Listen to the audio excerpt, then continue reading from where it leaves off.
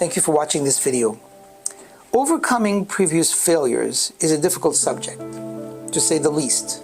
However, in developing these lectures, they're meant to provide you with the principles and practices, perhaps wisdom, even tools, insights and inspiration that will empower you to personalize your very positive bias and attitude.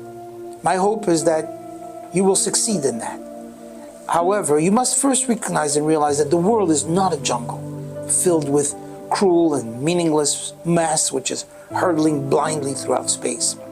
It's actually a beautiful garden, and it's been created and being recreated every day with the infinite wisdom, a divine infinite wisdom by a supreme being.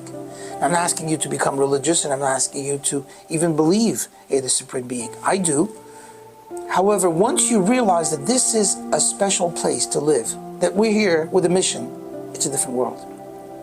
And you can actually start your everyday with a positive attitude, knowing that you have been given a mission with a purposeful responsibility to affect this world and improve every detail.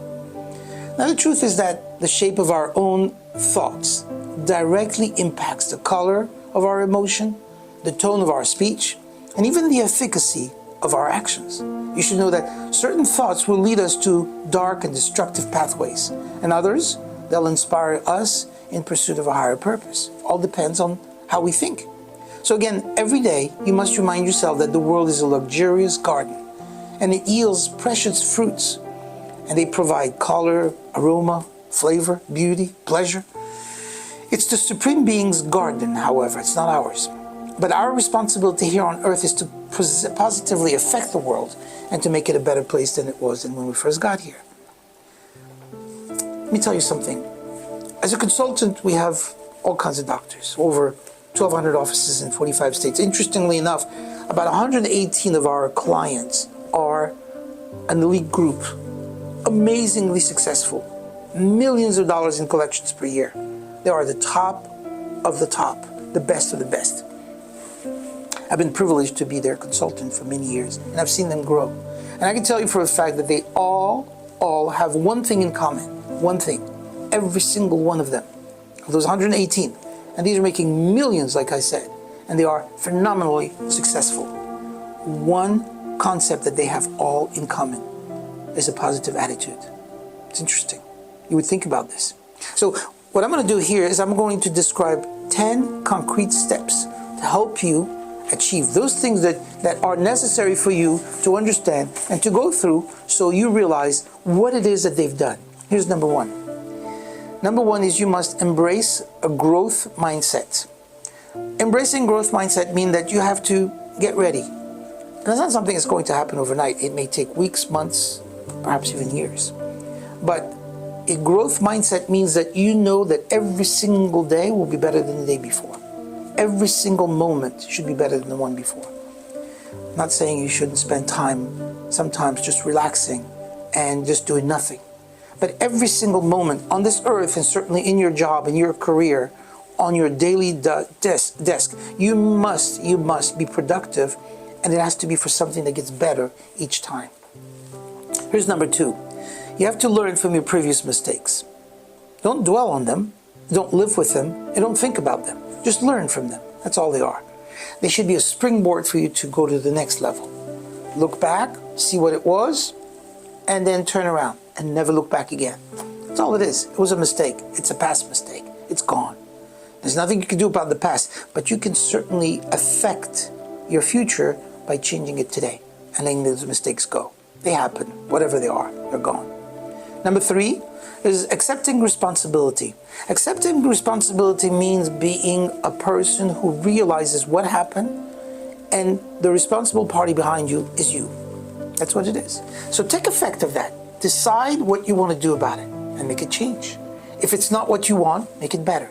If it was not what you wanted, change it to what you want. Affect it any time that you want. Success is the steady progress, but it's measured at all times, and it's towards a goal or an achievement. But those two things, it has to be measured at all times, and it has to be progressive so that it moves forward. That's what the definition of success is. And that's accepting the responsibility of knowing where you are. Number 4 on our list is the visual success. You must be a visionary. You have to know that success is not going to happen overnight, and it will take a period of time until you get there. Could be an hour, could be a week, could be a month, could be a year. It could be a decade. Once you reach that level, however, you'll be at that summit that you're looking for. You need to see this today.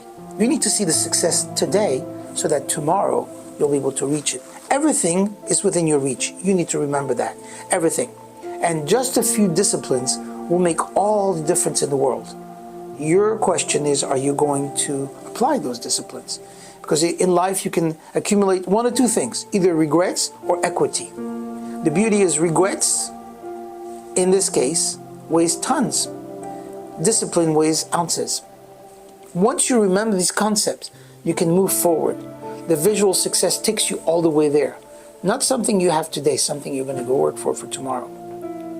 Number 5 is about taking calculated risks.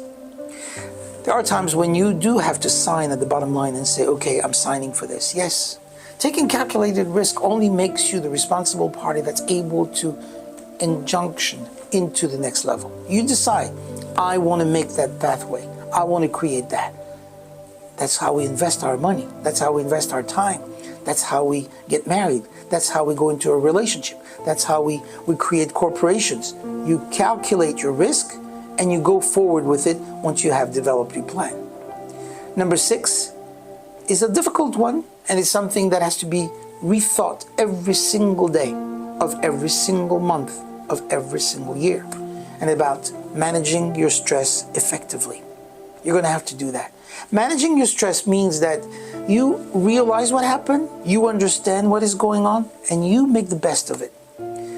To be stressed about it, and especially not being able to move forward with it and being stuck, literally, and your power of you being diminished because you're stressed about it, it's not going to help you. To the contrary, it will bring you down. Here's number 7 on our list, and that is creating a support network.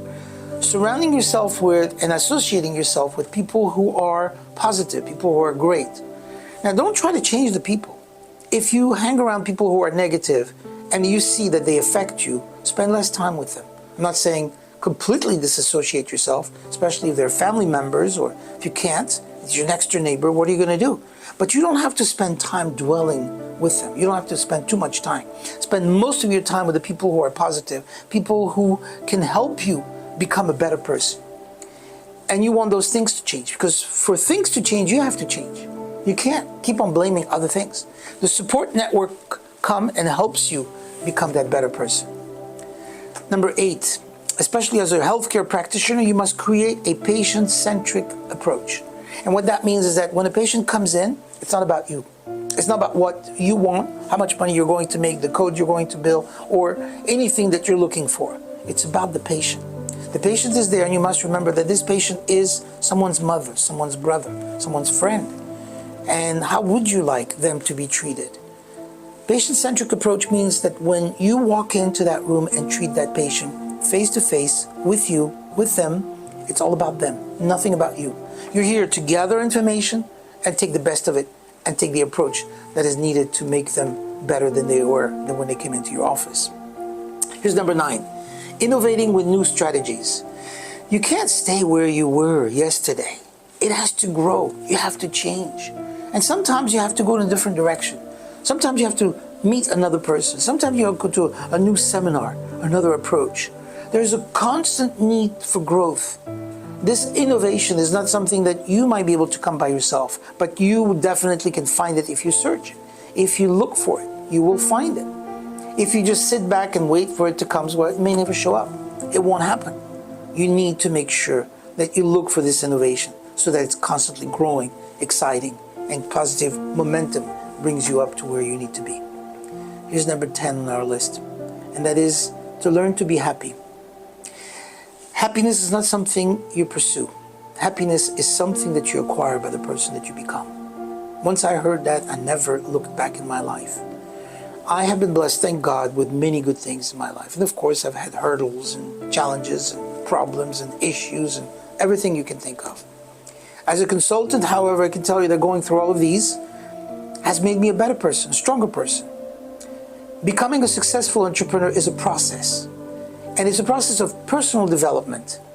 It takes resilience, ongoing learning, and constant reminder that you're here on a mission, and your mission is to do the best that you can. And you can do it, and you deserve it. And I wish you all the best. God bless you. Thank you very much for taking the time.